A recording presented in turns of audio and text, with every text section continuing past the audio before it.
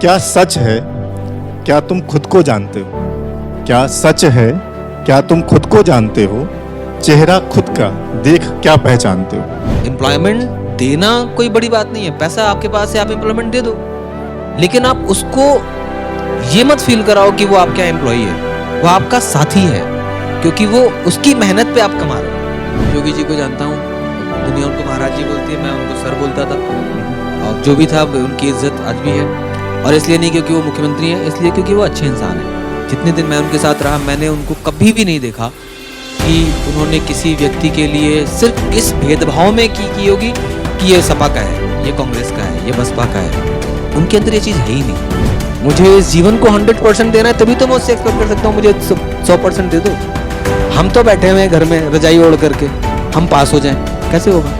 हम नेटफ्लिक्स पे binge watching कर रहे हैं, हमारे एग्जाम कोई और लिख दे, नहीं होगा। तुम्हें सीखना है अदब से खंजर उतारना, या सीखना है एकलव्य सा वीर गति को लाना। तुम्हें सीखना है धोखेबाज हाथों से हाथ मिलाना, या सीखना है उन हाथों को अग्नि में आग। तुम्हें सीखना है अपने ही हक की भीख मांगना, या सीखना है हक के लिए लड़ना और मर के भी जीत जाना। तुम्हें सीखना है सब कुछ सहना मुस्कुराते जाना, या सीखना है हर आंसू के बदले रक्त की नदियां बहा जाना। तुम्हें एकलव्य बनकर मर जाना और इतिहास में पुचकारे जाना, या बन जाना नाश का अभिप्राय और इतिहास में शक्तिरूप हो जाना। मैं कृष्ण नहीं, तुम भी अर्जुन पुत्र नहीं, लेकिन हर तरफ कौरवों का डेरा है, तुम्हें विजयी होने से किसने रोका है?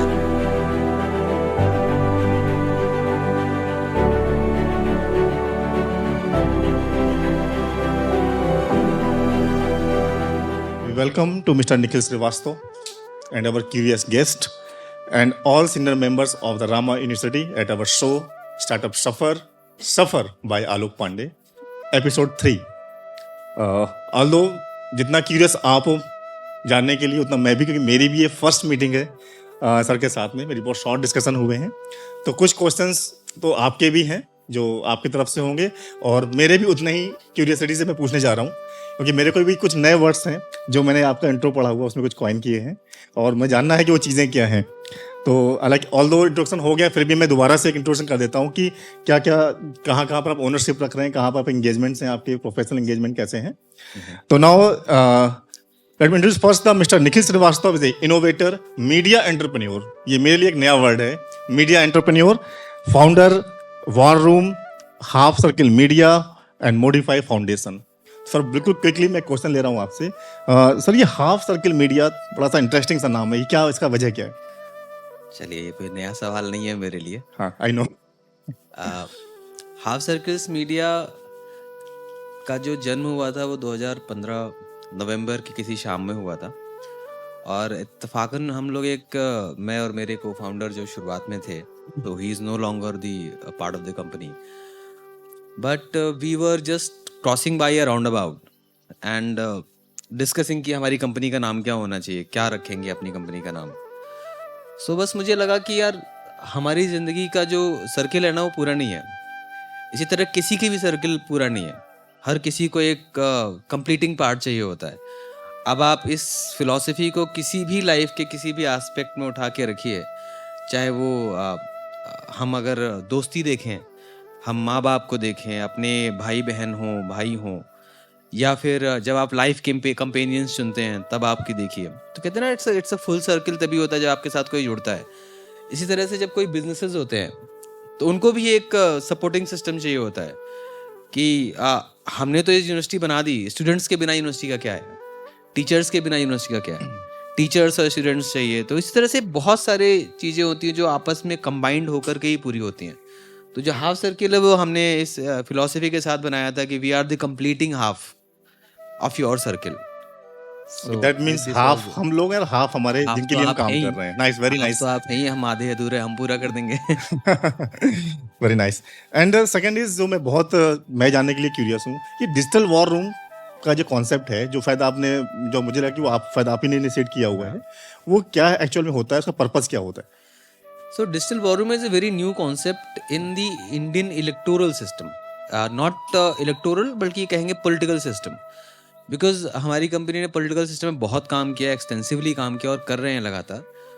तो we and personally I believed कि there is always a scope कि आप चीज़ों को और बेहतर बना सकते हो। जो आपके सिस्टम्स हैं वहाँ पे हमेशा कुछ नए प्रयोग की गुंजाइश होती है। तो जिस तरह से पॉलिटिक्स में काम होता है क्या कि जब कोई कैंडिडेट लड़ रहा है, कहीं से चुनाव लड़ रहा है, या पॉलिटिकल पार्टी जब लड़ती है तो क्या करती है कि अपने एक राजधानी लेवल पे या कैपिटल लेवल पे एक बड़े से वॉर रूम बनाती है।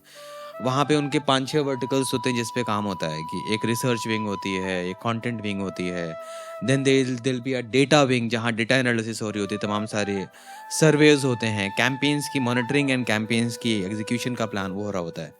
एंड देन देयर इज कि जहाँ पे आप मीडिया एंड जो आपके इन्फ्लुएंसर्स है, मीडिया है, वोटर कनेक्ट है, तो we combined all these 6 verticals in an app. कि ओके, अगर आपको सपोज कि हर किसी के पास इतना पैसा नहीं है, हर किसी के पास ये पॉसिबिलिटी नहीं है कि वो सेम रिसोर्सेज, सेम प्रोफेशनलिज्म आपको जो एक किसी दिल्ली या लखनऊ में मिल सकता है, वो आपको कानपुर की किसी सीट पे मिल जाएगा, या फिर आपको बांदा की किसी सीट पे मिल जाएगा। सपोज गुजरात में आप फार फ्लंग गुजरात की किसी सीट पे मिलेगा। एंड कैंडिडेट्स भी उतने ज़्यादा अभी एजुकेटेड नहीं हैं, उनको नहीं पता कि कितनी पॉसिबिलिटीज़ आ चुकी हैं। So we try to combine all these verticals in an app, जिसको हमने डिजिटल वॉर रूम का नाम दिया। कि जो आप वॉर रूम सोचते हो, इन्विसेज करते हो कि ऐसा वॉर रूम होगा, इतने सारे प्रोफेशनल्स काम कर रहे होंगे, मेरे पास रियल टाइम इन्फॉर्मेशन आ रही होगी, सोशल मीडिया के क्रिएटिव्स एंड सब कुछ आ रहा होगा, वीडियोस बन के आ रहे होंगे। It's on your app now, so we did it. I think जो मास कम्युनिकेशन के स्टूडेंट्स होंगे वो रिलेट कर पा रहे होंगे इस चीज़ के लिए कि जो न्यूज़ वॉर रूम बनता है जहाँ पे डिफरेंट लोग Exactly. काम कर रहे होते हैं, वो डिजिटली हम एक एप्लीकेशन पे काम कर पा रहे हैं। Is okay sir? तो सेंट्रली हमने एक टीम बैठाई है, वो क्या कर रही है कि पूरे देश की सारी सीटों के लिए उस पर डेटा पुश कर रही है। अब आलोक जी कल को कोई उनको अपने लिए चाहिए तो उनका कस्टमाइज इनकी प्रोफाइल पे जाएगा, ढींगरा मैडम के लिए चाहिए तो उनका कस्टमाइज उनकी प्रोफाइल पे जाएगा। तो इट्स लाइक योर फेसबुक, कि आपको फेसबुक पे जैसे आपके कस्टमाइज चीज़ें होती हैं, इसी तरह से वॉर रूम क्या आपकी प्रोफाइल पे आपसे जुड़ा हुआ आपकी जरूरत का कंटेंट मिल जाएगा। ओके। एंड नाउ फॉर एक है मॉडिफाई फाउंडेशन, नाम बड़ा इंटरेस्टिंग रखे हैं आपने कंपनीज के सारे कि सो curious हो जाते हैं। मॉडिफाई के पीछे भी कहानी है ऑब्वियसली। उसके पीछे भी थॉट ये था कि uh, जो भी हम काम करते हैं there is always an possibility कि आप उसको मॉडिफाई कर सको। तो मॉडिफाई क्या था कि एनजीओस बहुत बदनाम भी हैं हमारे देश में, कि अच्छा काम भी करते हैं बेचारे और बदनाम भी होते हैं। बहुत सारे लोग गलत काम भी करते हैं एनजीओ का नाम मास्क लगा करके। तो ये था कि हम चाहते थे कि और जो टेक्नोलॉजी वाला पार्ट है ना, कि there is always this factor is available everywhere, कि आप चाहो तो हर चीज़ में टेक्नोलॉजी को क्लब कर दो एंड उस प्रोसेस को आप बहुत आसान कर सकते हो, टाइम ड्यूरेशन को कम कर सकते हो, कॉस्ट इफेक्टिव बना सकते हो। तो देयर आर मॉडल्स जो हमने इनोवेट किए, कहूँगा मतलब ये तो नहीं कहूँगा कि हमने बनाए, इनोवेट किए, जो पहले से थे थोड़े उसमें परिवर्तन करके कुछ ऐसा बनाया। And we worked with UN, UNICEF के साथ हमने काम किया, चाइल्ड राइट्स पे हमने ढेर सारा काम किया उनके साथ, और बहुत इफेक्टिव हमने, मतलब सोचिए कि बिलियंस ऑफ इम्प्रेशंस हमने क्रिएट किए। अगर आप सोचो कि कोई ऐड देना हो किसी यूनिसेफ जैसे ऑर्गेनाइजेशन को, तो करोड़ों रुपए के ऐड देंगे मीडिया हाउसेज में कि वो हर जगह तक उनकी बात पहुंच जाए, हर जगह तक उनके अवेयरनेस मैसेजेस पहुंच जाए। तो बेसिकली यूएन या यूनिसेफ जैसी बॉडीज क्या करती हैं? अवेयरनेस, एडवोकेसी करती हैं। उनका एडवोकेसी में क्या होता है? आप चाहते हो कि आपका एक मैसेज हर घर तक पहुंच जाए, या फिर उन घरों तक पहुंच जाए, या उन लोगों तक पहुंच जाए जिनको वो मैसेज जरूरी है। माल न्यूट्रिशन एक ऐसा है कि हर माँ तक मैसेज पहुंचना चाहिए, गाँव में ज्यादा पहुंचना चाहिए, कस्बों में, उसके बाद फिर शहरों में आना चाहिए। तो कैसे पहुंचेगा? तो हमने कोशिश किया कि हम डिजिटली हमने बहुत सारा एक नेटवर्क बनाया, उस नेटवर्क में इंफॉर्मेशन पुश किया, उनके ही फॉलोअर्स के थ्रू पहुंच गया हर जगह पे। तो जो करोड़ों में काम होना था वो हमने कुछ हजारों में कर दिया। यही मॉडल है मॉडिफाई फाउंडेशन का। Okay, nice. मीन्स अब तो ये तो जो रनिंग करंट सिचुएशन है जो बहुत देख करके इम्प्रेस हो रहे हैं हम लोग, अब थोड़ा सा उसके बैकड्रॉप पे जाना चाह रहे हैं कि जो सफ़र नाम है हमारे शो का, स्टार्टअप सफ़र, तो अब आपका सफ़र जानना है जो मीडिया एंटरप्रेन्योर, क्योंकि लिटरली मेरे लिए बहुत नया वर्ड है मीडिया एंटरप्रेन्योर। मीडिया पर्सन सुने, मैंने जर्नलिस्ट सुने, और लेकिन मीडिया एंटरप्रेन्योर ये मेरे लिए बड़ा नया और बड़ा एक्साइटिंग वर्ड भी हो रहा है, और क्यूरियस भी हो रहा हूँ कि जो सफ़र है ये मीडिया एंटरप्रेन्योर बनने का, इसको कैसे शुरुआत किया और कैसे आज तक पहुँच गया? सी देखिए, जर्नी तो बहुत लंबी है उसकी कहानी बहुत लोगों को बोर भी करेगी, बट क्योंकि शुरुआत मेरी एज अ जर्नलिस्ट हुई, मैंने एक जर्नलिस्ट के तौर पे अपना प्रोफेशनल करियर शुरू किया, और उसमें तमाम सारे कह लीजिए कि पिट स्टॉप्स आते गए जहां मैंने कुछ कुछ और काम किया। वेरिएड एक्सपीरियंसेस हुए मेरे साथ, एनजीओ में काम किए, एनजीओ के साथ कंसल्टेंसी करी, कुछ मिनिस्ट्रीज के साथ मैंने कुछ प्रोजेक्ट्स पे काम किया। वहाँ पे मैं एज अ इनोवेटर जुड़ा उनके साथ, कुछ प्रोजेक्ट बनाए। सिन एक लंबा 11 साल का तकरीबन मैंने समय बिताया मीडिया में, इंडस्ट्री में, राइटर के तौर पे, जर्नलिस्ट के तौर पे, देन डेस्क के इंचार्ज के तौर पे, न्यूज़ डोमेन को मैंने हेड किया, सोशल मीडिया का। जब मैंने जर्नलिज्म छोड़ा तो मैं नेशनल हेड था सोशल मीडिया का टाइम्स इंटरनेट ग्रुप में। तो फिर उसके बाद ये था कि भाई अपनी कंपनी शुरू कर रहे हैं, तो वो मीडिया से ही जुड़ी हुई कंपनी शुरू करी। वॉर रूम भी मीडिया का ही एक पार्ट है। कुछ हम और भी काम कर रहे हैं जो मैं टाइम विल रिवील दैट, वो भी एक मीडिया का ही पार्ट है। हमारी एक, आपने मिस किया, ग्रास हॉपर करके एक हमारी मैगजीन है। ग्रास हॉपर भी बड़ा अजीब सा नाम है, अतरंगी सा नाम रखा हमने। सो ग्रास हॉपर ट्रैवल का एक डोमेन हमने क्रिएट किया। ये वो बाइलिंगुअल, इंडिया की पहली बाइलिंगुअल मैगजीन है वो। उसका डिजिटल फुटप्रिंट भी है एंड प्रिंट कॉपी भी हम करते हैं। सो मीडिया का इतना सारा काम कर रहे हैं, तो मैंने कहा यार हु एम आई देन, तो मीडिया एंटरप्रेन्योर तो हुई है, मीडिया का काम कर रहा हूँ तो मीडिया एंटरप्रेन्योर कहने लगा मैं खुद को। आप भी अपने आप के लिए कुछ बना लीजिए ऐसा शब्द। अच्छा, नहीं तो ये जो जॉब छोड़ने का, मतलब कि जॉब छोड़ के काम, मोस्टली दो रीजन होते हैं। या तो मैं जब जॉब छोड़ते हैं, चेंज करते हैं, तो बहुत बड़ा देख रहे होते हैं, या तो बहुत मॉडर्नस हो जाते हैं जो काम कर रहे होते हैं कि कुछ इनोवेटिव हो ही नहीं रहा है। तो आपका रीजन क्या था कि मीडिया के स्टूडेंट्स को ये बात अच्छी नहीं लगेगी। हाँ। कितने बच्चे हैं मीडिया के? अकेला बच्चा एक बैठा है, तुम्हारा तो दिल नहीं तोड़ूंगा मैं। सो मीडिया, लंबे समय से मीडिया में काम करते हुए क्या होता है ना कि आप मीडिया में बहुत प्रयोग की गुंजाइश नहीं बची थी जब तक मैं मीडिया में था। अब तो डिजिटल आ गया, डिजिटल ने बहुत सारी चीजें आप कर सकते हैं। तो वही प्रिंट, वही खबर लिखनी है, उसी तरह से आपको हेडलाइन देनी है। और आप कितने क्राफ्ट इजाद करोगे, इजाद माने इजाद को हिंदी में, इंग्लिश में क्या बोलेंगे? तो आप कितने तरीके बनाओगे कि एक न्यूज़ कॉपी लिखने के कितने तरीके? 5-6 तरीके होते हैं। मैंने इन्वर्टेड पिरामिड, बहुत सारे और तरीके होते हैं। 5W1H से खेलते रहिए आप, कहाँ पे क्या इन्फॉर्मेशन डालनी है। तो वो सब कुछ मैंने कर लिया। फीचर लिख लिए, न्यूज़ राइटिंग कर ली, पॉलिटिकल रिपोर्टिंग कर ली, पॉलिटिकल राइटिंग कर लिया। मुझे लगता था अब मैं क्या करूँ? हर 6 महीने बाद मेरे सवाल एग्जिस्टेंशियल क्राइसिस होती है कि अब मैं कर क्या रहा हूँ अपनी ज़िंदगी के साथ में। तो मुझे लगा कि ये बहुत मोनोटोनस काम हो रहा है। और अनफॉर्चुनेटली फॉर मीडिया स्टूडेंट्स, अगर आप खुद का कुछ नहीं कर रहे हैं, अगर आपके पास अपने आइडियाज़ नहीं हैं, तो either you and up becoming a clerk और अ बेस्ट मैनेजर, इसके अलावा कुछ नहीं। ठीक है? तो मेरे सभी को है कि अगर आप मीडिया में हैं और मीडिया से जुड़ा कुछ भी काम करना चाहते हैं, मीडिया में क्या है कि वो बहुत क्लरिकल काम हो गया था। तो मैंने एडिटर से एक दिन बात की, मैंने कहा कि सर ये मैं बोरिंग हो रहा है, मैं तो करूँगा नहीं ये काम बहुत दिन तक। बोले अप्रेजल होने वाला है। मैंने कहा अप्रेजल कितना बढ़ाओगे? 5%, 10% बढ़ा दोगे? इतने तो मैं कहीं और समय लगाऊंगा तो मैं उससे ज़्यादा क्रिएट कर लूँगा वैल्यू। तो मेरे लिए पैसा कभी भी इंपॉर्टेंट नहीं रहा। पैसा ठीक है, ज़रूरत होती है हमारी, और आप जब एक बहुत हम्बल बैकग्राउंड से आ रहे होते हो तो एक एक रुपया बहुत मायने रखता है। जब आप दिल्ली जैसे शहर में रह रहे होते हो कि जहाँ पे आपने एक बार कैब की तो आपका 2 दिन का खाना चला गया।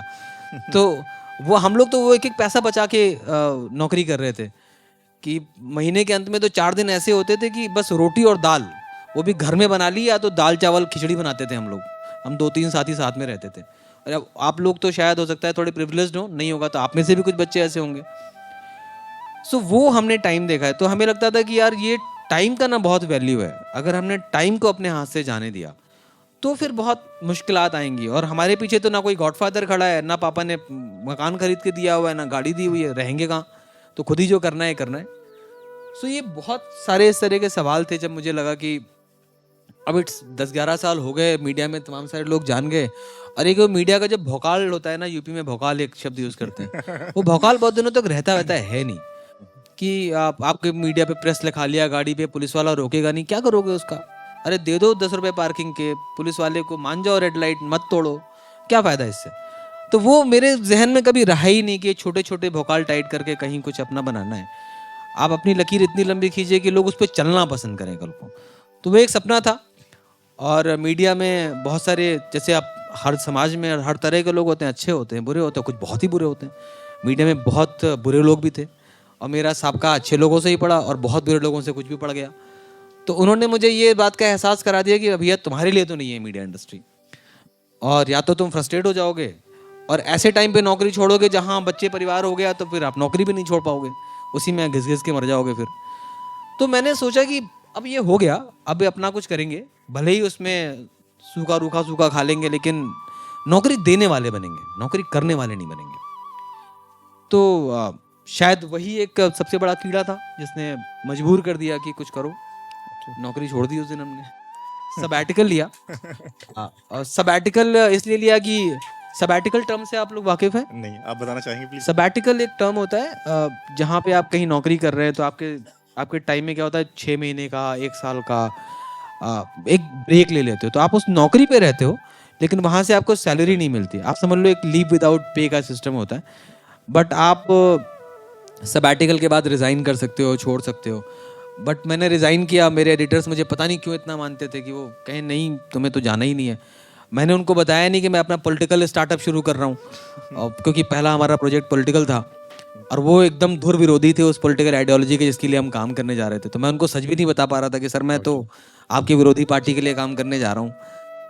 तो अब मैंने वीपी जो वाइस प्रेसिडेंट थे हमारी कंपनी के, उनको बताया जाके चुपके से। मैंने कहा सर ये तो रिजाइन नहीं करने दे रहे हैं और तो बड़ी मुसीबत हो जाएगी। सर आप नाम ले सकते हैं, शो लाइव होने जा रहा है। अब नाम लेना मतलब उचित नहीं है, नाम की जरूरत भी नहीं है, नाम से क्या आपको करेंगे। मैं आपको मैं बस चेता रहा हूँ इसके लिए बोलते नहीं हैं नहीं नहीं, इजाद। it's बट not दो वर्ड about- बता दूं मैं, सर ने जो इजाद बोला है वो आविष्कार है।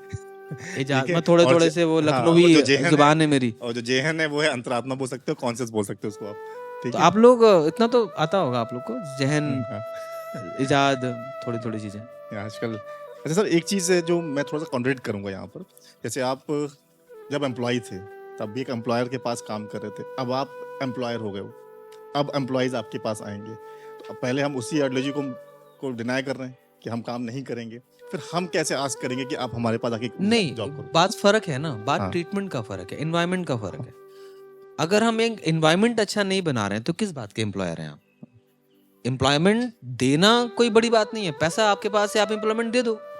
लेकिन आप उसको ये मत फील कराओ कि वो आपका एम्प्लॉय है, वो आपका साथी है, क्योंकि वो उसकी मेहनत पे आप कमा रहे हो।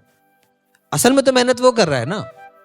भाई मैं एज अ फाउंडर, मेरे यहाँ 500 लोग काम करते हैं।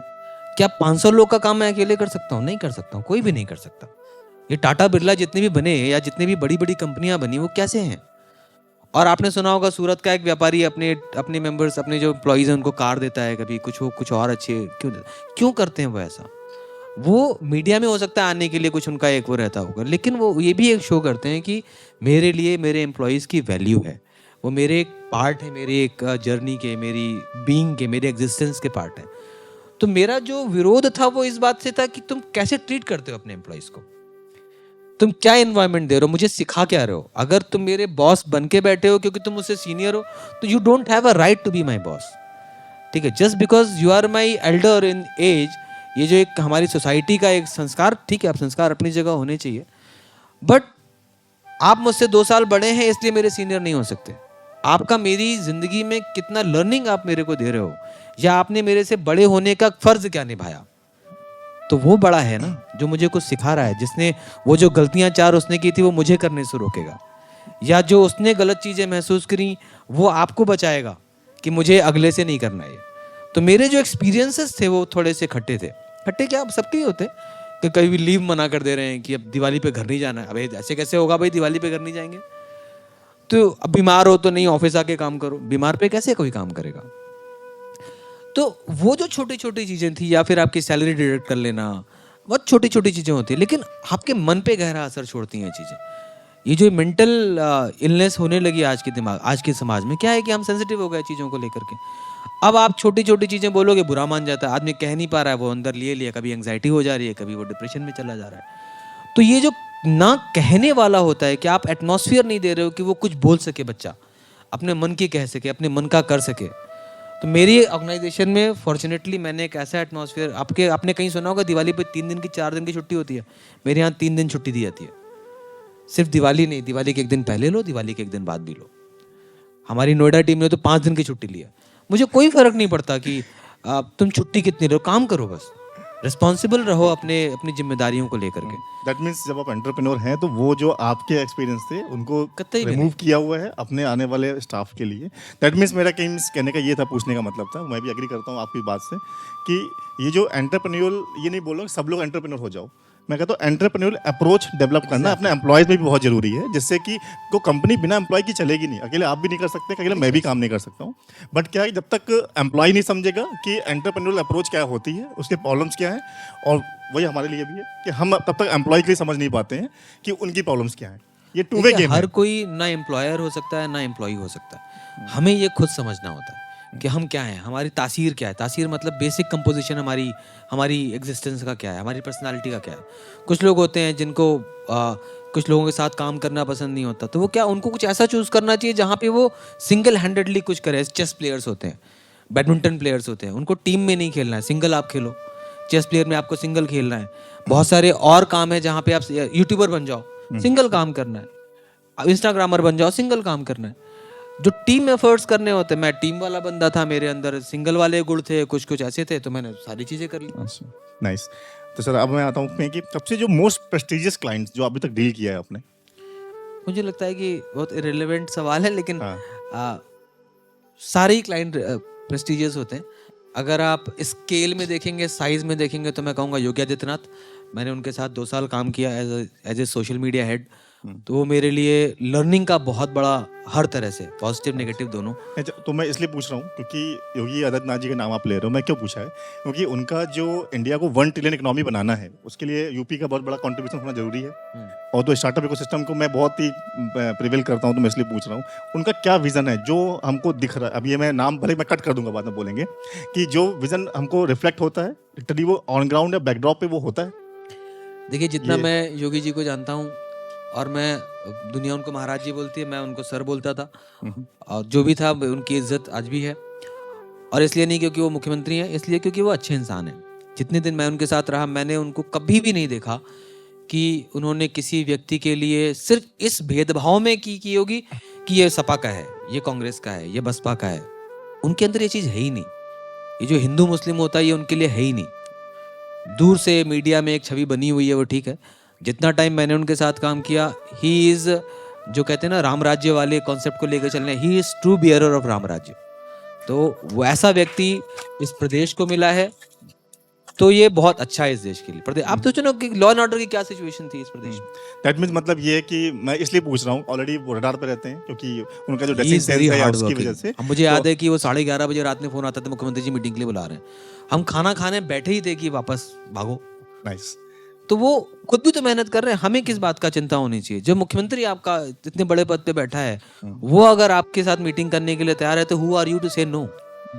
मतलब It's मैं all the आपके more उस important. बिहार पे मैसेज भी देना चाह रहा हूँ, जो ये हम लोग क्योंकि आप ये बोल रहे हैं कि जो पॉलिटिकल एजेंडे चल रहे हैं ये रिलीजियस बेसिस पे, कास्ट बेसिस पे, तो उसको हमें लेके नहीं चल रहा है। बिकॉज अभी सर वो प्रूव कर रहे हैं, बहुत पास से काम करके आए हैं, 2 साल काम किया है साथ में, कि उनका जब वो सीएम खुद ही इस बात को कहीं पर भी कहीं पर उसको रिगार्ड ही नहीं करता है कि नहीं हम हिंदू मुस्लिम क्या है, उसके लिए सब लोग एक जैसे हैं। अब राम राज का एक बहुत बड़ा वर्ड दिया हुआ है, सबको जानते हैं राम राज क्या चीज़ होती है, कि सबके लिए प्लेस है और सबकी फ्रीडम के लिए हम काम करते हैं। सब अपने चीज़ को जो चाहें जैसे चाहें रह सकते हैं।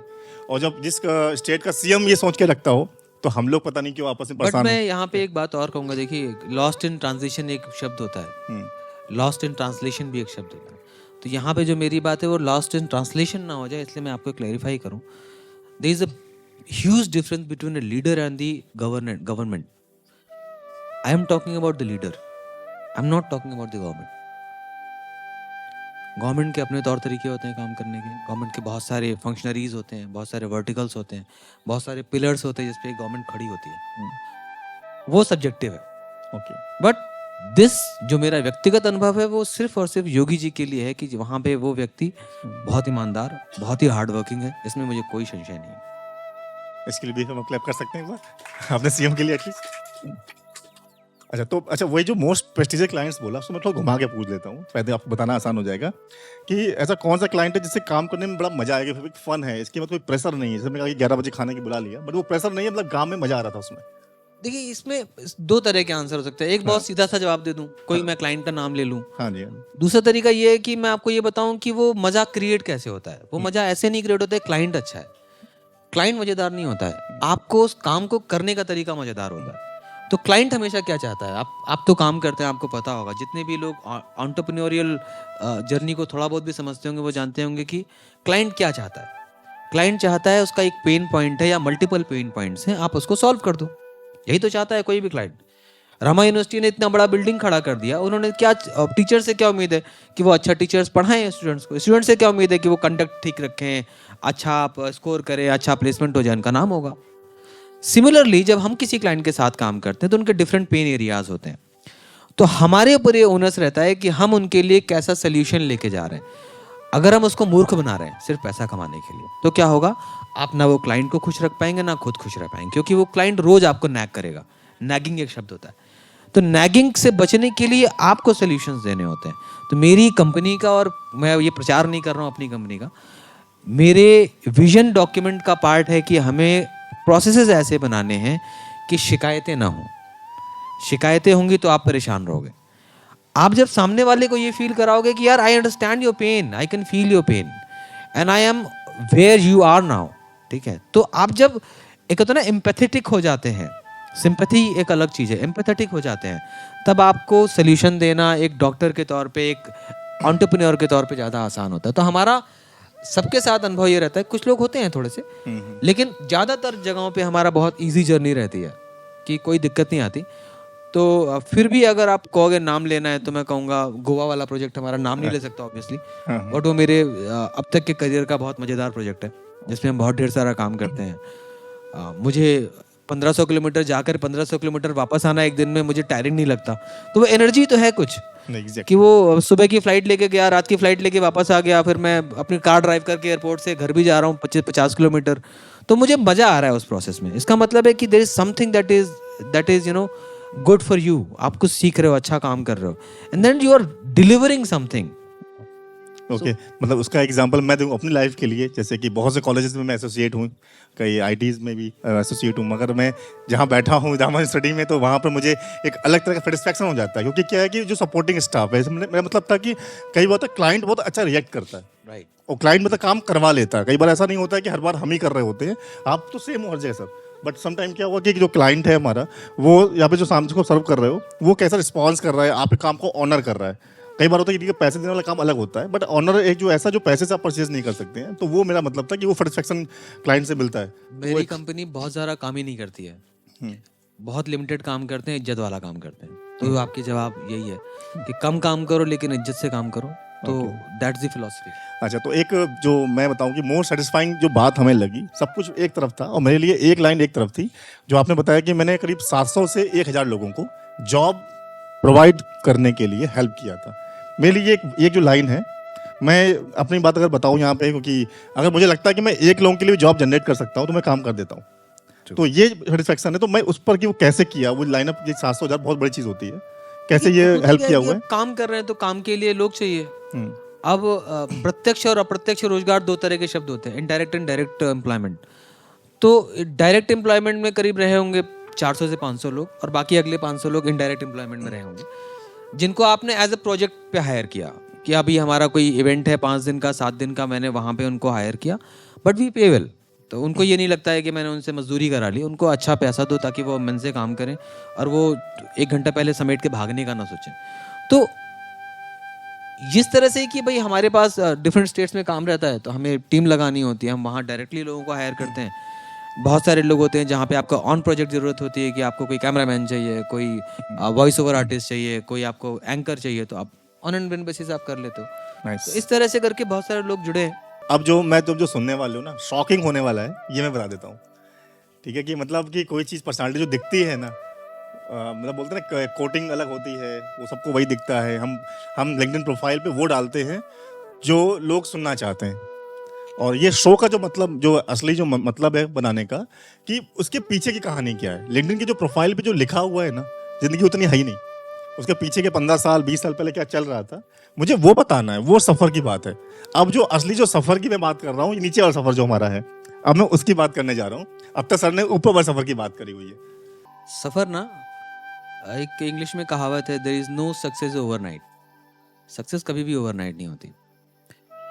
और भाग्य नाम की जो लक, जिसे डेस्टिनी, भाग्य, लक, बहुत सारी बातें हम एज ए स्टूडेंट्स कहते हैं, मैं भी यही कहते हुए बड़ा हुआ हूँ कि यार भगवान ना साथ नहीं दे रहा है, लक साथ नहीं दे रहा है। एक्चुअली होता क्या है, एक यूनिवर्स में और आजकल तो इंस्टाग्राम पे इतना इतना पॉपुलर हो गया है स्पिरिचुअलिज्म, नियो स्पिरिचुअलिज्म, कि आपको बहुत सारी चीज़ें आपको दिखने लगी होंगी कि टाइमिंग क्या होती है, अफर्मेशंस होते हैं, मैनिफेस्टेशंस होते हैं, ठीक है। एक्चुअल गेम यही है कि आप जिस तरह की एनर्जीज एमिट करते हो वैसी ही एनर्जीज अट्रैक्ट करते हो। आप किसी से कुछ मत बोलो, सोचते रहो। आप, मैं तो कहता हूँ प्रयोग करके देखो, और ये मेरा किया हुआ प्रयोग है। ऐसा नहीं है कि मैंने जैसे बताने वाला हूँ वैसे ही प्रयोग किया है, बट ये एक्सपीरियंस वाला है कि मैंने अनुभव किया है, फिर मैं आपके साथ शेयर कर रहा हूँ। क्या करना है कि आप एक दिन मौन रह के देखो, और कुछ ना कुछ अच्छे बुरे ख्यालात जैसे भी आपके मन में आते हैं, उस तरह के ख्यालों को बस आप देखो, और फिर उसके बाद महसूस करो कि मेरे आसपास कैसे लोग आए, मेरे पास किस तरह के कॉल्स आए, किस तरह के मुझे चीज़ें दिख रही हैं। और आप यकीन नहीं करेंगे, आपको जिस तरह के थॉट्स आपके दिमाग में चल रहे होंगे वैसी ही चीज़ें आपके पास होंगी। यही इस प्रकृति का सिद्धांत है।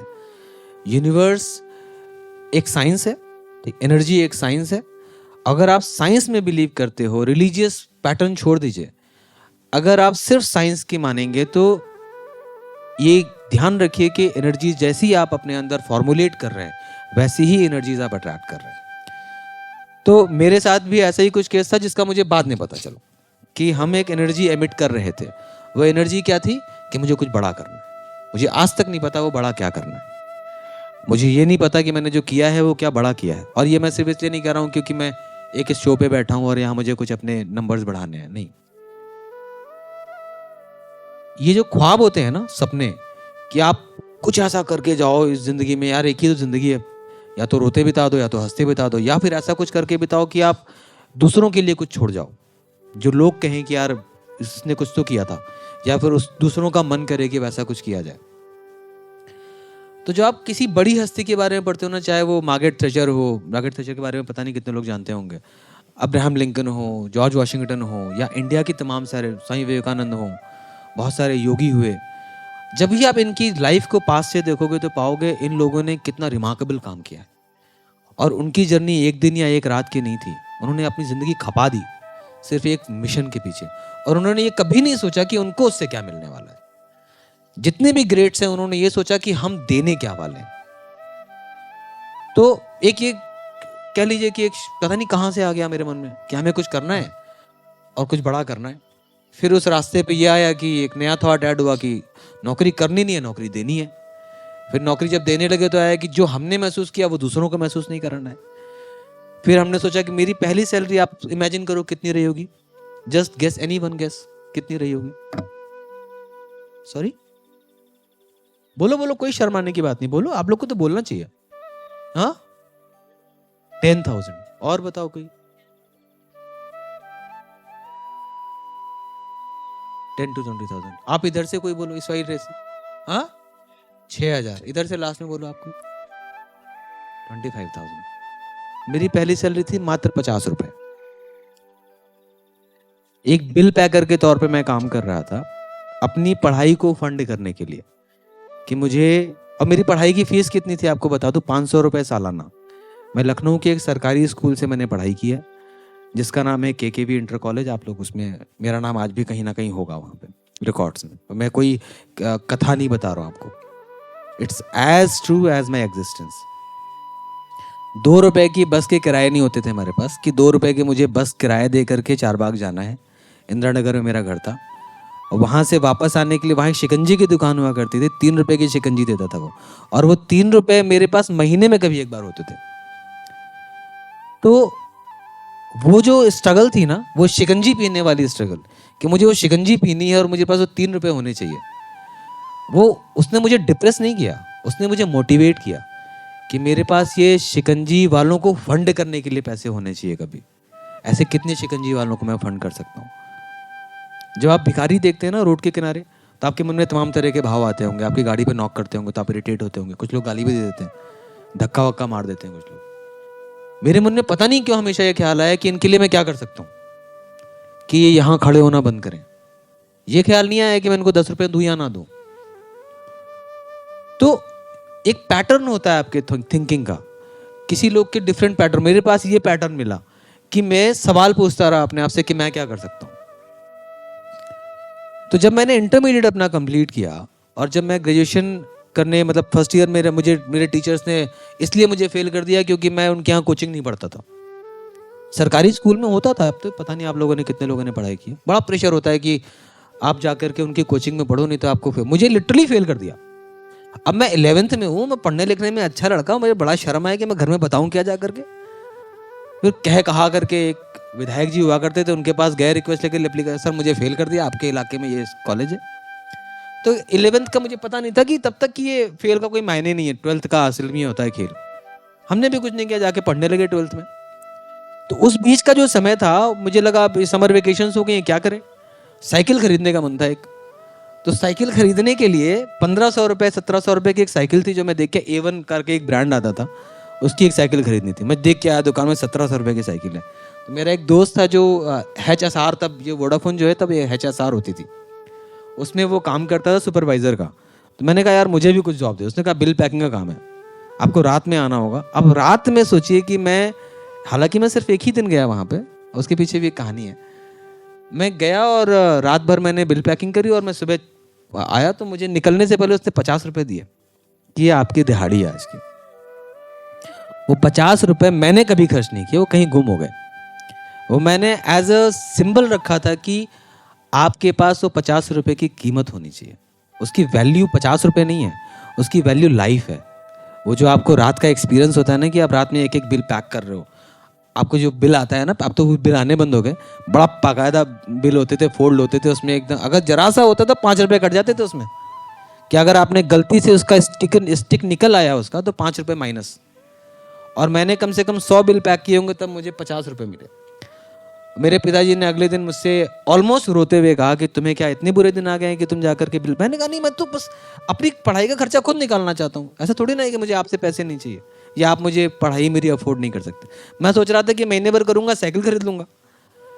सो वो मैंने दोबारा नहीं किया, ट्यूशन पढ़ाए। ट्यूशन मैंने 8वीं क्लास से पढ़ाने शुरू कर दिए थे।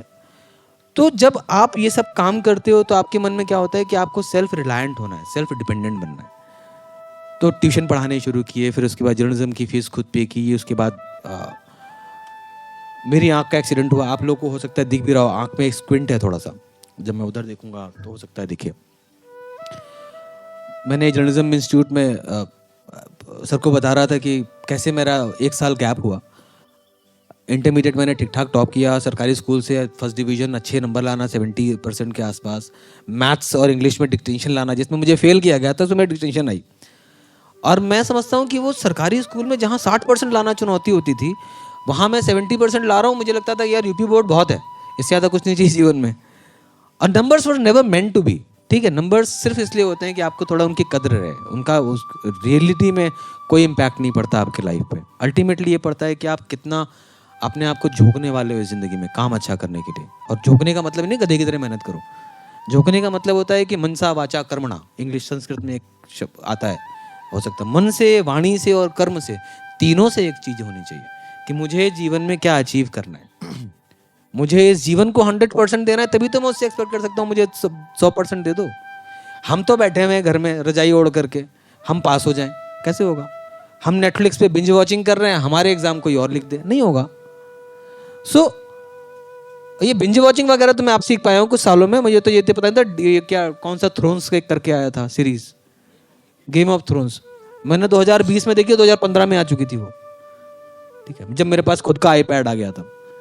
तब कहने का मतलब ये कि वो फेल होने से लेकर के जर्नलिज्म में एडमिशन लेना मेरे लिए बहुत टफ जर्नी थी।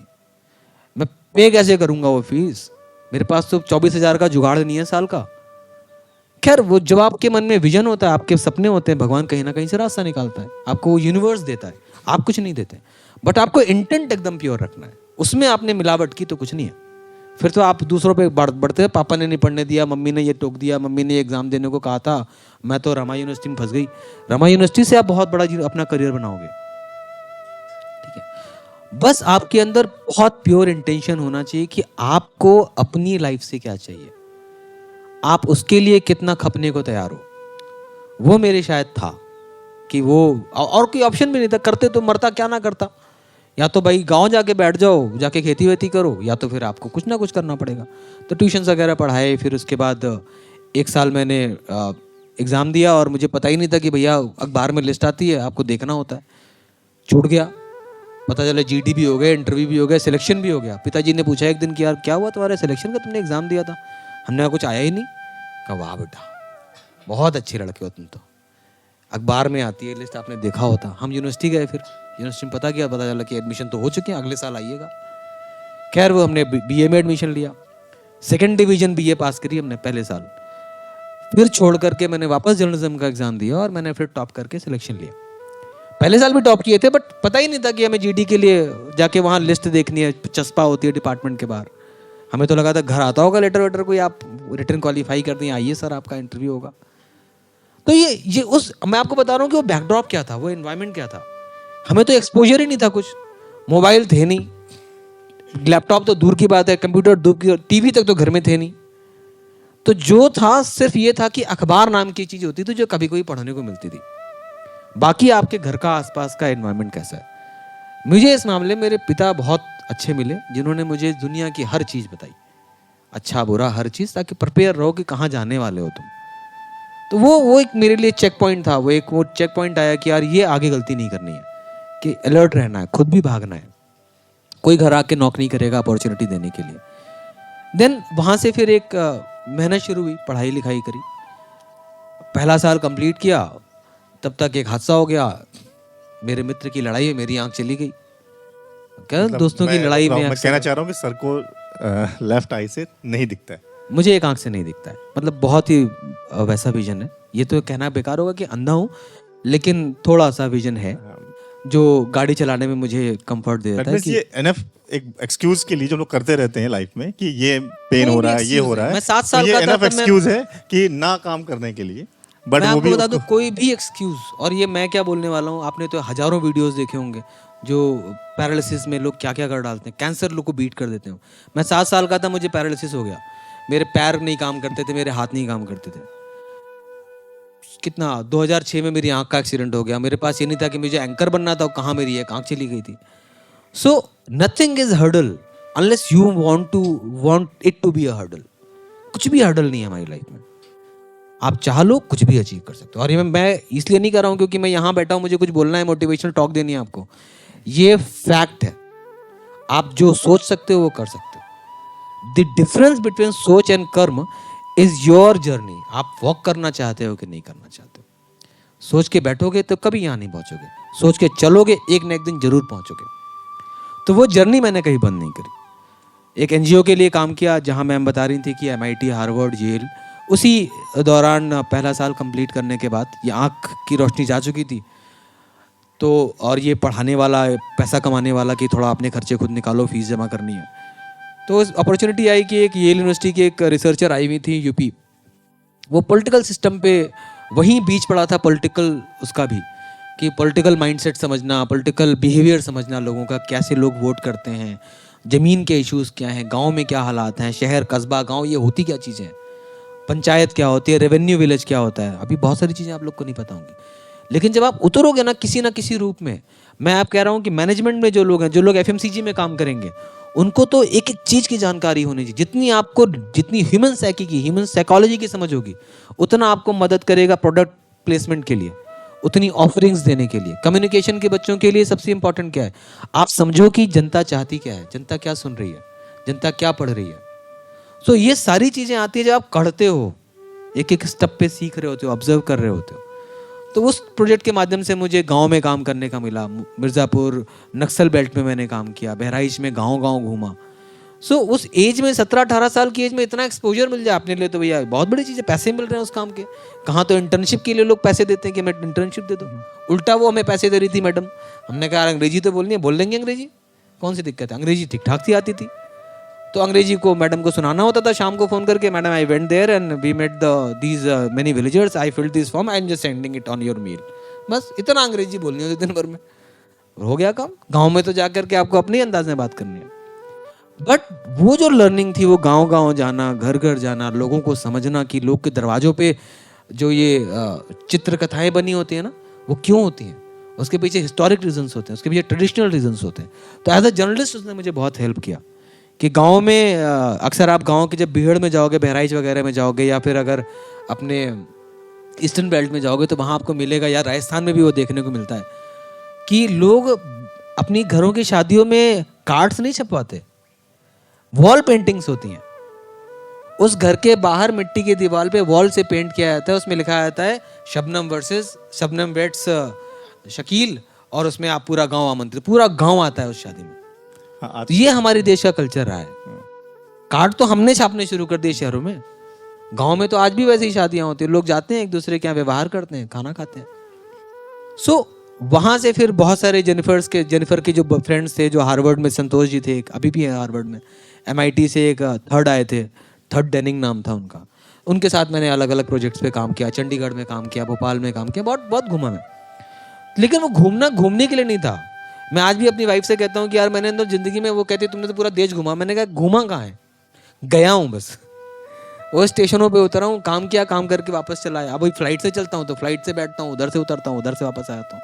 मेरी जर्नी होती है प्लेन, प्लेन के बाद गाड़ी, गाड़ी से इधर वापस चले। क्या देख रहे हैं?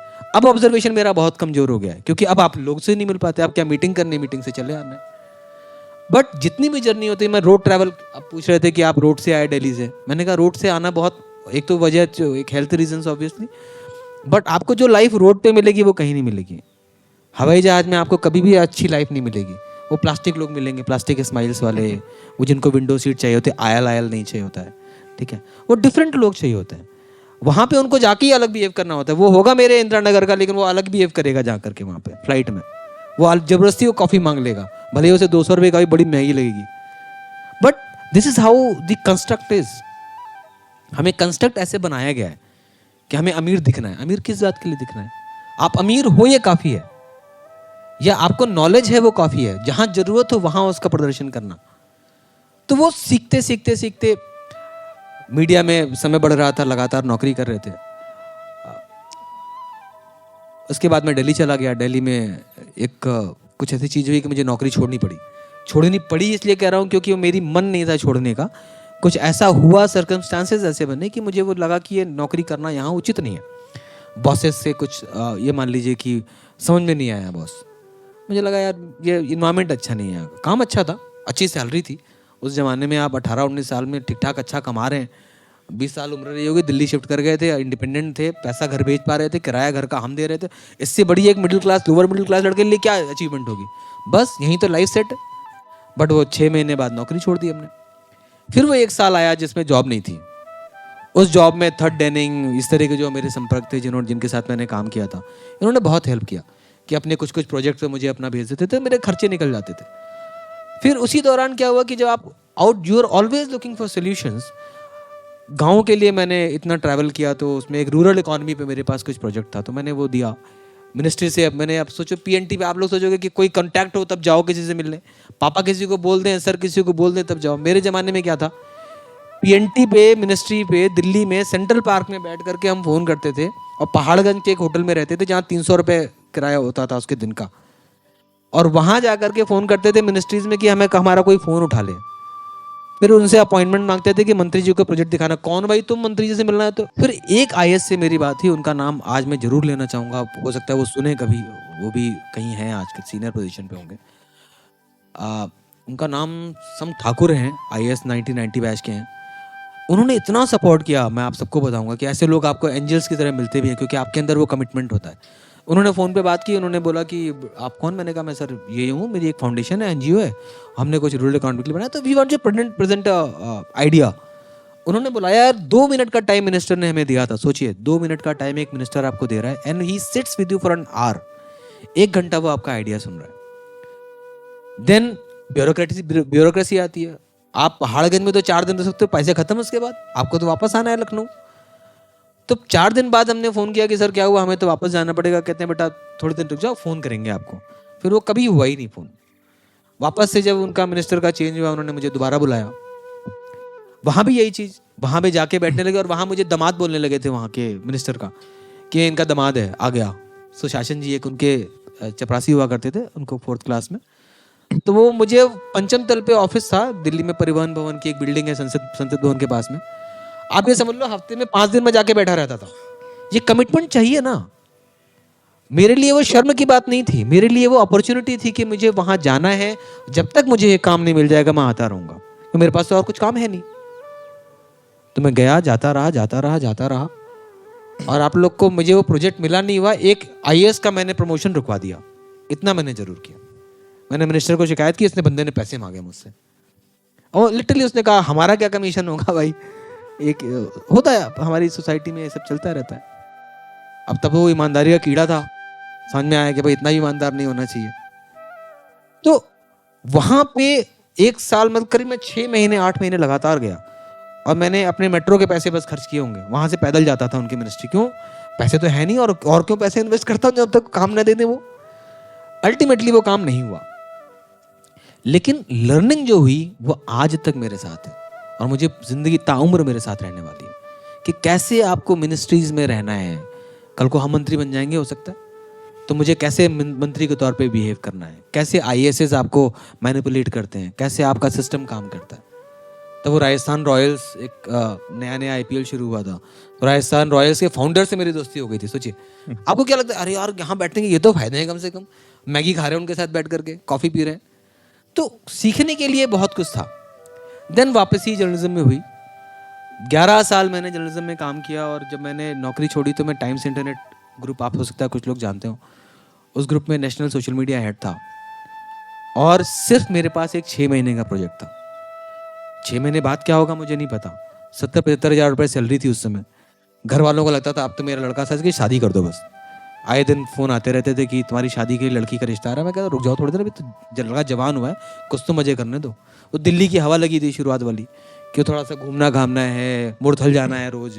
मुरथल एक जगह है दिल्ली में, पराठे खाने जाते हैं वहाँ पे। तो वो हफ्ते में 2 दिन वहाँ पराठे खाना मेरे लिए बहुत इंपॉर्टेंट हो गया था, कि लगता था कि आप 75 हज़ार में भी अगर पराठे नहीं खाए तो फिर क्या मतलब है। अगर अभी भी मैंने मुफ्ती की शर्ट नहीं पहनी तो क्या, वो थान वाले कपड़े कटवा के सिलवाते थे पापा लोग।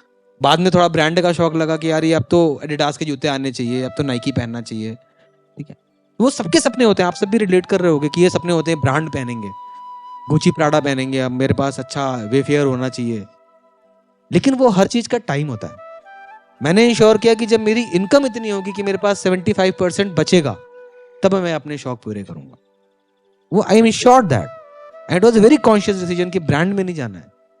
तब तक अपने आप को डाउन टू अर्थ रखो, या फिर बहुत ग्राउंडेड रखो, जब तक आपको लगता है कि आपके पास 75% सेविंग नहीं है। देन नौकरी छोड़ना, मेरे मामा जी मुझे फोन करते हैं, बेटा नौकरी छोड़ रहे हो तुम? मैंने कहा हाँ मामा जी। अब मेरी माता जी ने मुझे फोन नहीं किया, मेरी माता जी ने मामा को फोन किया कि उसको समझाओ, पागल हो गया लड़का, छोड़ के नौकरी आ रहा है 6 महीने के लिए। कितना समझाया उन्होंने कि अब क्या करोगे, घर सेट हो गया है, बड़ी मुश्किल से तुम्हारे घर की स्थिति ठीक हुई है। और उन्होंने इमोशनल ब्लैकमेल किया, प्रॉपर एकदम फुल ऑन डोज दी उन्होंने मुझे, आधे घंटे।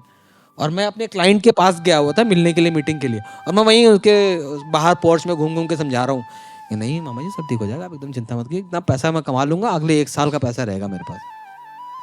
फॉर्चुनेटली वो हमने काम किया, उसी का रिवॉर्ड था कि मुझे सीएम योगी जी के साथ लगाया गया। एंड इट वॉज नॉट कि मैंने एप्लीकेशन डाली, मुझे बुलाया सीएम ने कि आप हमारे साथ काम करो। तो ये होता है, वो जो 10-12 साल की मेहनत थी, 15 साल की मेहनत थी, वो वहाँ पे जाके आपको लगता है कि सफल होती है।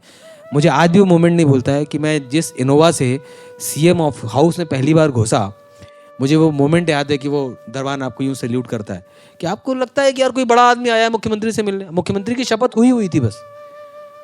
आप ये यकीन मानिए कि वो मेरे गूज बम्स वाले मोमेंट होते जब मैं इस मोमेंट की बात करता हूँ। मुख्यमंत्री के सामने बैठा हूँ, मुख्यमंत्री मुझसे पूछ रहा है आपने बहुत अच्छा काम किया निखिल, आप हमारे लिए क्या करेंगे? मैंने कहा प्रेजेंटेशन रेडी है सर, क्योंकि मुझे तो इसी का मोमेंट का इंतजार था कि आप मुझे बुलाओ और मैं आपको कुछ प्रेजेंटेशन दूं।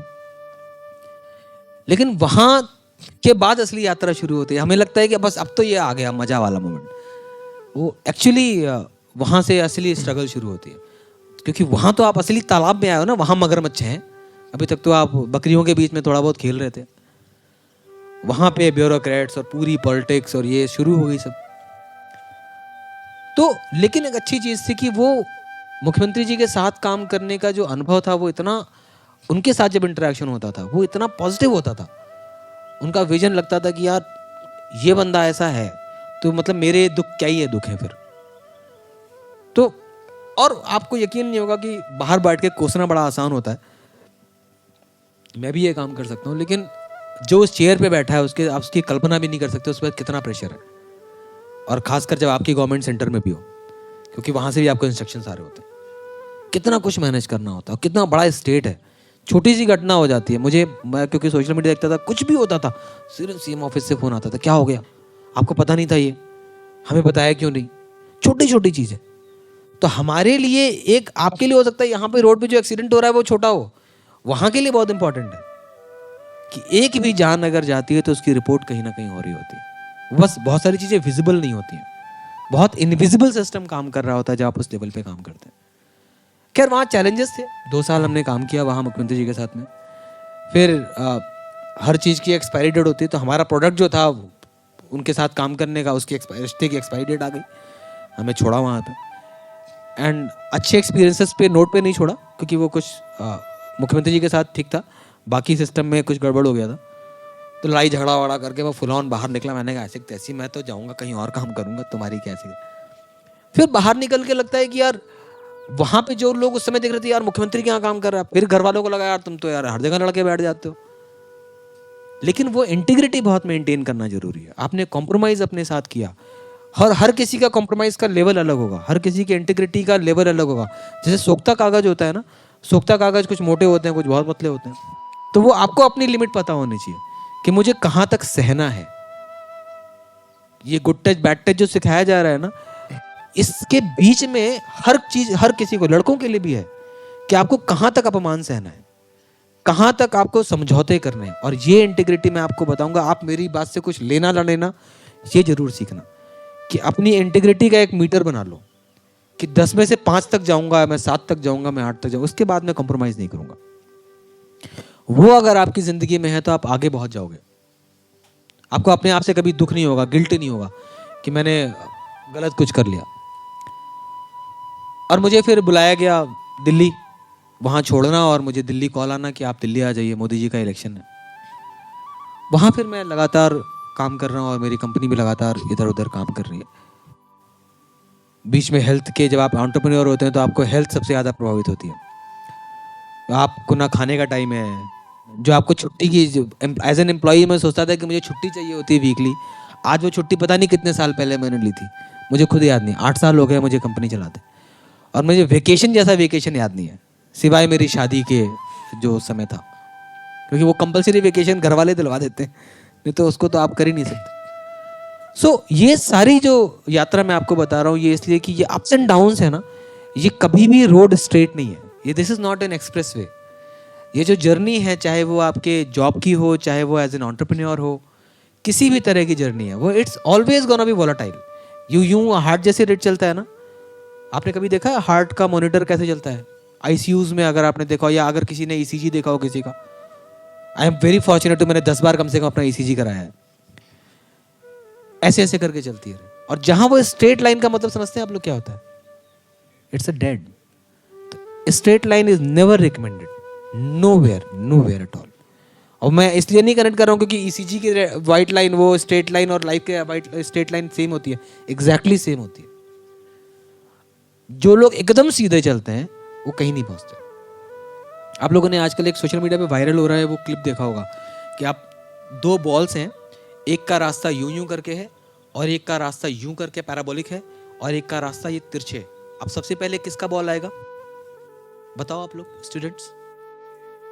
जो वेव में है। और बताओ कोई? एक तिरछा है ऐसे आ रहा है, एक पैराबोलिक है और एक वेव में। सबसे पहला बॉल नीचे कौन सा आएगा? पैराबोलिक और स्लाइड वाला। यही गलती है। ट्रू, स्ट्रेट वाला सबसे लास्ट में जाएगा, सबसे पहला जाएगा वेव वाला। क्यों? उसे वेलोसिटी मिल रही है, जैसे ही वो नीचे आता है उसका फोर्स बढ़ता है।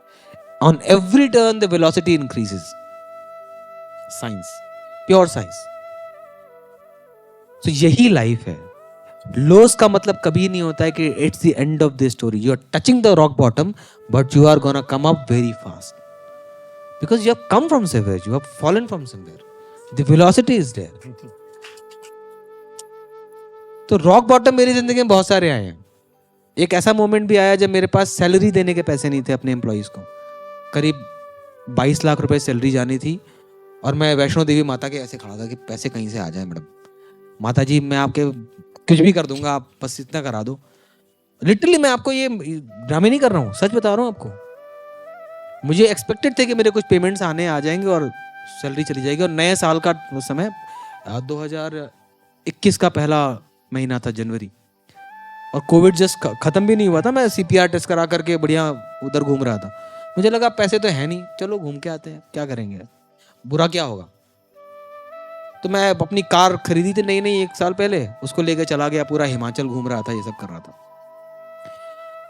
आपको सिर्फ इस बात का विश्वास होना चाहिए कि आपने अगर अच्छे काम किए हैं तो कभी आपके साथ बुरा नहीं होगा। थोड़ा सा फेज आ सकता है बस, और आपको यकीन नहीं होगा, सिर्फ 3 दिन के अंदर मेरे पास कहीं से पेमेंट आया और सबकी सैलरी टाइम पे गई।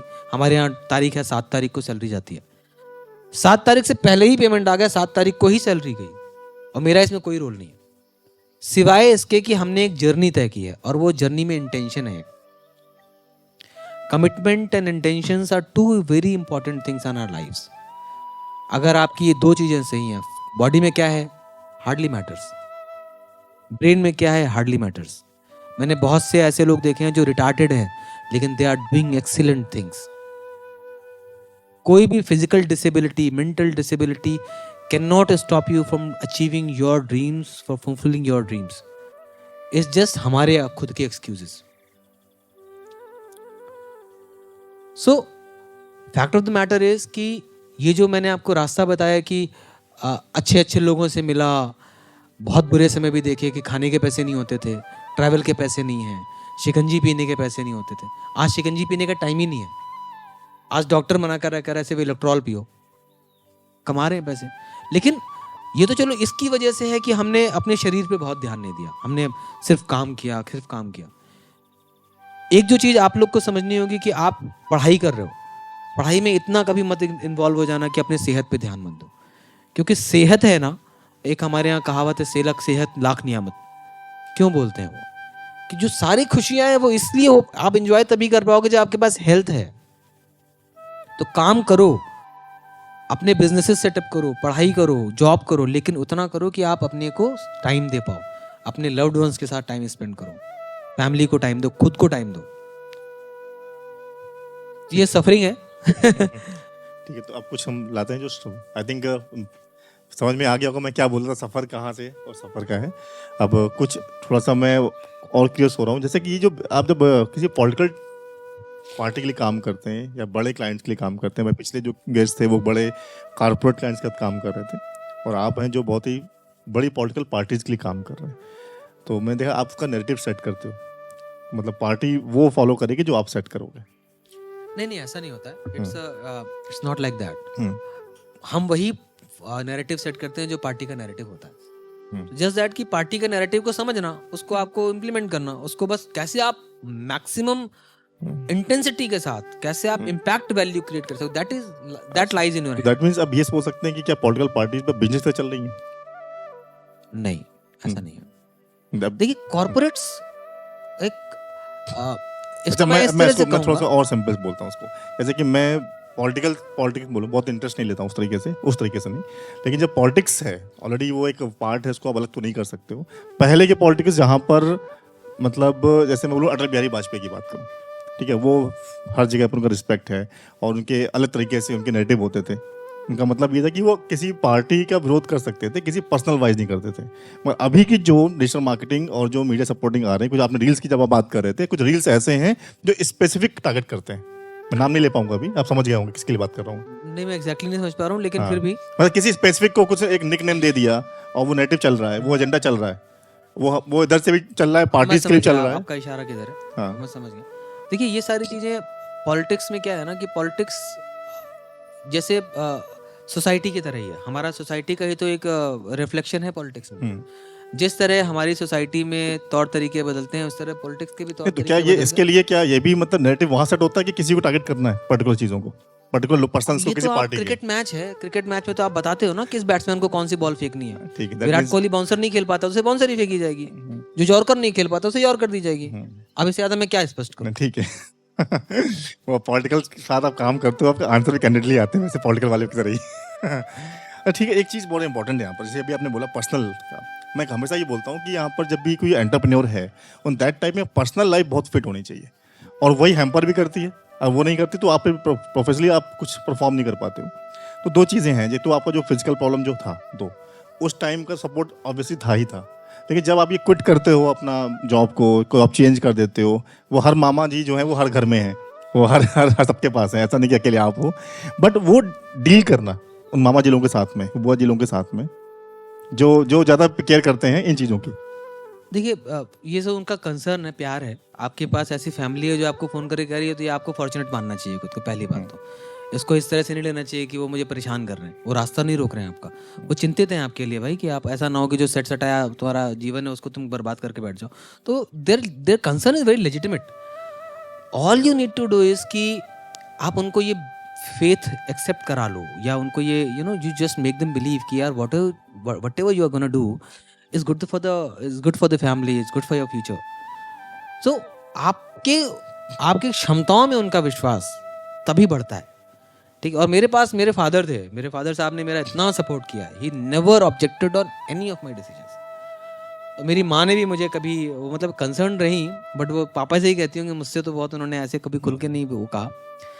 बट ये फैमिली होना, और ये हम सबकी जिम्मेदारी, आजकल के समाज में मैं देख रहा हूँ कि फैमिली कॉन्सेप्ट खत्म होता जा रहा है। जॉइंट फैमिलीज तो एकदम ही खत्म हो चुकी हैं, और जो पर्सनल फैमिलीज हैं, मतलब जो एक न्यूक्लियर फैमिलीज हैं, वो न्यूक्लियर इतनी हो चुकी हैं कि बस अपने भाई को भी नहीं देखना है, या अपनी बहन है तो उसको भी नहीं देखना है। ये बहुत गलत है। ओके, अगर आप फैमिली को लेके चल सकते हो, मेरा आज भी मेरी वाइफ के साथ सिर्फ एक डिस्कशन होता है कि वो ये हमेशा कहती है कि तुम्हारा फैमिली सिर्फ 4-5 लोग की नहीं है, तुम्हारी फैमिली तो 50 लोग की है। तो मुझे लगता है कि ये मेरे लिए बहुत बड़ा कॉम्प्लीमेंट है कि मेरी जो पूरी एक्सटेंडेड फैमिली है मेरी नज़र में है वो, या अगर कहीं भी कुछ होता है तो मैं वहाँ सबसे पहले फिजिकली वर्चुअली होने की कोशिश करता हूँ। तो ये आप सबके लिए बहुत ज़रूरी है कि लंबी रेस के घोड़े बनना है ना, तो अपने जो ये होते हैं ना एथिक्स और वैल्यूज़ को बड़ा करो। वैल्यूज़ बहुत काम आएंगे, जितने आपके स्ट्रॉन्ग वैल्यूज़ होंगे उतने ही आपको मदद करेंगे ये झंझावात ज़िंदगी की जो आती है ना उनको झेलने में। Family plays a very important role in your life, because सारे दोस्त एक दिन शादी हो जाएगी, सब अपनी अपनी लाइफ में बच्चे खिला रहे होंगे, फिर आपके कॉल्स नहीं ले पाएंगे, ठीक है। किसी का ब्रेकअप होगा, कहीं और शादी करेगा, तो ये सारी ज़िंदगी में सब कुछ होगा, लेकिन आपके पास एक जो चीज़ कांस्टेंट रहने वाली है वो एक आप खुद हो। मतलब खुद माने आपके जो विचार हैं, वो कैसे आप उनको विचारों को शेप करके अपने साथ रखते हो, और दूसरी आपकी फैमिली। पेरेंट्स की जरूर सेवा करो यार, पेरेंट्स आपके लिए सब कुछ करते हैं, और अगर आप पेरेंट्स के पैर भी नहीं दबा पा रहे हो ना जा करके, तो ये आपको तो शर्म करनी चाहिए। फिर कभी भी घर जाओ तो कब से कोशिश करो कि पैर दबाओ। पैर जो बच्चे छूते नहीं है, प्लीज़ पैर छुओ, वहाँ ना सब कुछ है, सारे भगवान वही हैं, सारा अल्लाह, सारा वाहेगुरु वही है। अब जाता आता हूँ मैं वापस से कि अब ये इन बच्चों की प्रॉब्लम है, जब ये स्टार्टअप के बारे में सोचते हैं, कुछ नया करने को सोचते हैं, तो पहला एक बहुत कॉमन बहाना जो मैं पिछले 4-5 साल से सुन रहा हूँ, बहाना मैं इसलिए बोल रहा हूँ क्योंकि वो अभी आप एग्जाम्पल हो उसका, कि फंड नहीं मेरे पास, इन्वेस्टमेंट नहीं है। तो मैं बता दूं कि सर का जो कंपनी है आज तक कोई इन्वेस्टमेंट नहीं, बूट स्ट्रैप पे चल रही है। मतलब कि इसमें किसी से ना बोरो किया है ना किसी का इन्वेस्टमेंट लिया है, खुद के ही फंड्स हैं, खुद ही अरेंज किए हुए फंड्स हैं। तो ये देखिए आपका एक और ही बड़ा एक्सपेंसेस है कि यहाँ पर जो बड़ा जो कांस्टेंट है, सोशल मीडिया की बात करें या फिर कोई मीडिया पार्टनर में, वहाँ पर एक सैलरी बड़ा कांस्टेंट होता है पे करने के लिए। तो ये इसको बूट स्ट्रैप में लाना। देखो बूटस्ट्रैप का मतलब क्या होता है, पहले तो मैं आपको समझाऊं। बहुत सारे लोग को बूटस्ट्रैप नहीं पता होगा, फंडिंग क्या होती है नहीं पता होगा, वो ग्रेजुअली आप लोग जब जाओगे उस टाइम में समझ में आएगा। बूटस्ट्रैप का मतलब क्या होता है कि अपने फीते खुद बांधो, यही उसका जो लिटरल मीन है वो यही है। अपने जूते खुद बांधने का क्या मतलब है कि अपना जो जूता तुमने खरीदा है भैया, उसके फीते तुम्हारे पैसे के आने चाहिए, वो कोई और नहीं देगा। तो जूते तो पहन के तुम्हें चलना है, तुम अपना फीता खरीदो, तुम बांधो, तुम चलो, जब तक चल पाओ चलाओ, नहीं तो जूता खराब होगा फेंक देना। इतना सिंपल सा मीनिंग है। इसका मतलब है कि तुमने किसी और से वो जूते या फीते खरीदने के पैसे नहीं लिए। तो जो मैंने काम किया उसके पैसे, मेरे पास 1 लाख रुपए की कैपिटल मैंने अपने बड़े भाई से मांगी कि मुझे बस 1 लाख रुपए दे दो ताकि मैं एक ट्रांजिशन फेज को एक्सेप्ट कर सकूं। बाकी ऐसा कतई नहीं हो सकता कि आपको हर बिजनेस में पैसा ना चाहिए हो। बहुत सारे बिजनेस हैं जहाँ कैपिटल चाहिए होती है, जहाँ प्रोडक्ट आएगा वहाँ कैपिटल चाहिए होती है। लेकिन हमेशा आप लोग यंग हो, आपके हो सकता है बहुत सारे ऐसे बच्चे भी हो जिनके पापा के पास बहुत सारा पैसा भी हो, या परिवार में पैसा हो, पैसे को बर्बाद मत करना। अगर आपके पास बिजनेस प्लान नहीं है, बिजनेस प्लान का मतलब होता है ऑब्जेक्टिव, ऑब्जेक्टिव के बाद होता है क्या करोगे, कैसे करोगे, कितना करोगे, उसके प्रॉफिट एंड लॉस कैसे होंगे, कंटिंजेंसी क्या होगा, कितने समय तक चलाओगे, सैलरी कैसे दोगे, अपनी सैलरी हटा करके, क्योंकि आपको सैलरी चाहिए, आप फ्री फंड में काम नहीं कर पाओगे। उसके बाद जब तुमने ये 1 साल कम से कम सोच लिया, फिर तुम कुछ भी बिजनेस करो। अगर आपने उस मार्केट की रिसर्च नहीं की है, अगर आपने उस मार्केट को समझा नहीं है कि मैं क्या करने जा रहा हूँ, पापा मेरे पास बड़ा अच्छा आइडिया, यूट्यूब चैनल को मैं एक सैलून खोल लेता हूँ। सैलून खोलना अच्छा है, लेकिन तुम्हारे मोहल्ले में 4 सैलून पहले से हैं, वहाँ एक गीतांजलि भी है, लुक्स भी है, वो हलीम भी खोलने वाला है उधर ही। तुम्हारा कौन आएगा पंकज जी की नाई की दुकान में? कोई नहीं आ रहा है। पंकज किसी का नाम तो नहीं है ना? सॉरी, जो सुनेंगे उनमें होगा। सो आप लोग ये सोचो कि आपका जो काम है वो उसके कंपटीशन क्या है। एक वर्ड होता है निश, NICHE, निश क्या है, आप किस निश पे काम करने वाले हो। जैसे हमने जब काम किया तो मैं अपनी कंपनी को डिजिटल मार्केटिंग कंपनी नहीं कहता हूँ, मेरी कंपनी में लिखा है content market company. Content marketing company आप खोजोगे तो हो सकता है कीवर्ड में बहुत कम मिले, क्योंकि लोगों ने क्या किया, लोगों ने कीवर्ड देखे गूगल पे रैंक क्या करता है, तो सबकी कंपनी डिजिटल मार्केटिंग कंपनी है, उन्हें डिजिटल कंपनी मार्केटिंग का DM भी नहीं आता होगा। लेकिन सारी कंपनियां आज की तारीख में डिजिटल मार्केटिंग है, सारी कंपनियां सोशल मीडिया मार्केटिंग है। लेकिन सोशल मीडिया है क्या, इसको समझते हो आप? सोशल मीडिया प्लेटफॉर्म्स कितने होते हैं, उसके एल्गोरिदम्स क्या होते हैं, उसकी एनालिटिक्स क्या होती है। तो मैंने इस काम को धीरे धीरे, ये नहीं है कि मैंने पहले दिन से जानता था, मैंने कुछ समय पहले चेंज कराया कि नहीं भैया, अपनी कंपनी कंटेंट मार्केटिंग कंपनी है, हम कंटेंट बनाते हैं, हम प्लानर्स हैं, हम कंटेंट के पीछे के ब्रेन्स हैं। तो better let's accept the reality and call ourselves a content marketing and digital marketing social media company. And what, we are a political strategist, हम पॉलिटिकल बहुत सारा काम करते हैं, हम कॉर्पोरेट्स के साथ भी बाय द वे काम करते हैं, और बहुत बड़े कॉर्पोरेट्स हैं, बट पॉलिटिकल काम ज़्यादा ऑब्वियसली कर रहे हैं, क्योंकि लंबे समय से वो काम कर रहे हैं। ठीक है, देन अच्छा ये तो हो गया कि मतलब बूट स्ट्रैप को एक नया मीनिंग दे दिया आपने, बिल्कुल वर्ड मीनिंग बता दिया आपने कि बूट स्ट्रैप बहुत बार सुना होगा बच्चों ने, लेकिन सुन करके बस समझ लिया होगा, लेकिन word meaning I think best way समझने के लिए। अच्छा, जब कंटेंट की बात करें तो मैंने अभी सर का इंट्रोडक्शन आधा दिया था, अब आधा अब दे देता हूँ।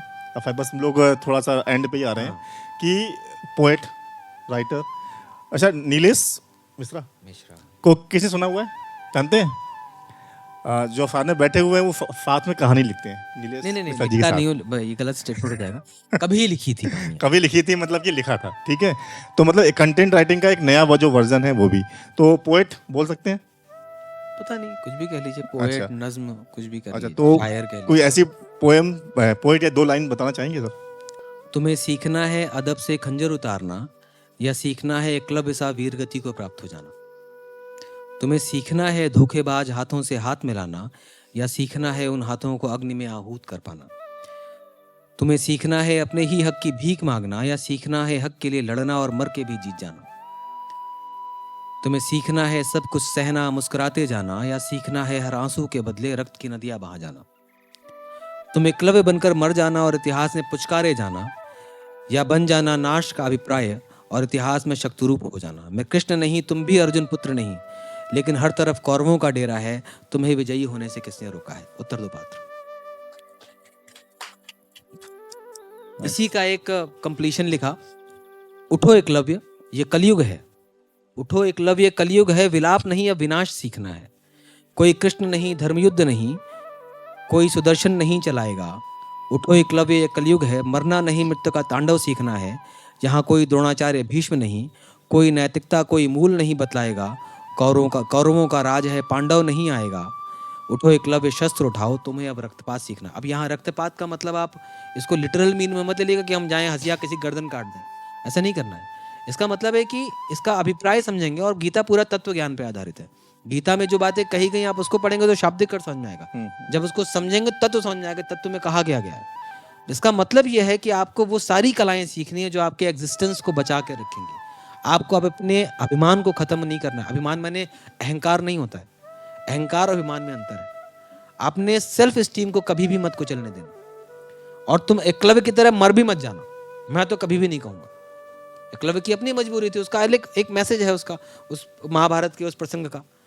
लेकिन आपके पास ये विकल्प है कि आपको उस परिधि में जाना नहीं है, उन चक्रव्यूहों को समझना है जिंदगी के, तो ये हर कोई पार्थ की स्थिति में एक दिन आता है। हर दिन एक एकलव्य आप में, आपके अंदर पैदा होता है, मरता है। मैं चाहूँगा उस एकलव्य को आप लोग सही दिशा दें, उस एकलव्य को सही से सही बातें बतलाइए कि कैसे वो एकलव्य एक मिसाल बन जाएगा आपके आने वाली पीढ़ी के लिए। सिर्फ आपके thank you so much, thank you so much. तो आई थिंक अभी आपने एंजॉय किया होगा, लेकिन अब आपकी इस अंत का भी हम एक दो लाइन से ही हम ख़त्म करेंगे शो को, नई बिगिनिंग के लिए कि नेक्स्ट शो भी एक यहीं पे दोबारा होना है। और आपने जो बात बोली उसके लिए मेरे पास एक 4 लाइन थी, और वो पता नहीं क्यों मैंने लिख रखी थी पहले से ही। अब मुझे पता नहीं था कि आप क्यों ऐसे बोलने वाले हो। जब आपने बोला ना कि वो पेरेंट्स वाली बात बोली कि क्या सच है, क्या तुम खुद को जानते हो, क्या सच है, क्या तुम खुद को जानते हो, चेहरा खुद का देख क्या पहचानते हो। जब हम आईने में देखते हैं तो हम क्या जो हम देख रहे हैं क्या जानते हैं अपने आप को। तो क्या सच है, क्या तुम खुद को जानते हो, चेहरा खुद का देख क्या पहचानते हो, भूल चुके हो कब से अपने जेहन को, भूल चुके हो कब से अपने जेहन को, क्या मंदिर मस्जिद गुरुद्वारे ढूंढने आते हो। तो बस ये मतलब कि सेल्फ जो आपने बोला, सेल्फ रेजिलेंट होना सर, ये सिंपल सी बात है कि वो था। और इसके साथ ही हम थैंक यू बोलेंगे कि बहुत लखनऊ से बुला लिया, यहाँ से इवन बुलाया तो दिल्ली से है मैंने सर को।